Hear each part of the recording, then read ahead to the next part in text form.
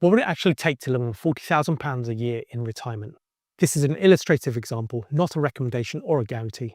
It's simply a way to understand how income goals and long-term investing might work. In long-term planning, a common assumption is that diversified investment portfolios might support annual withdrawals at around 3 or 4%. This isn't guaranteed, but it's often used to translate income into rough pot sizes.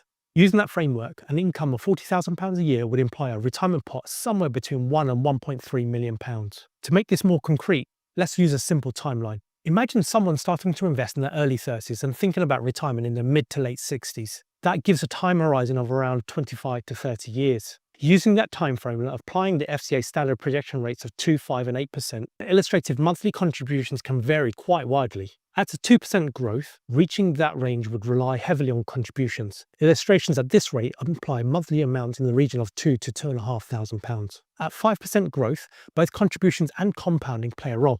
Illustrative scenarios here often fall closer to £1,200 to £1,600 a month.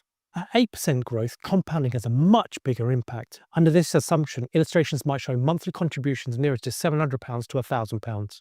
These figures are rounded and illustrative only. They're not targets, and real outcome depends on markets, timing, fees, and how consistently contributions are made. If these investments were held in an ISA, the growth assumed in these illustrations wouldn't be subject to UK dividend or capital gains tax under current rules. And for Muslim investors, the same principle applies throughout. The ISA is just a structure. Whether it's halal depends on the investments held inside it. Examples like this aren't about predicting the future. They're about understanding how goals, time, and assumptions fit together.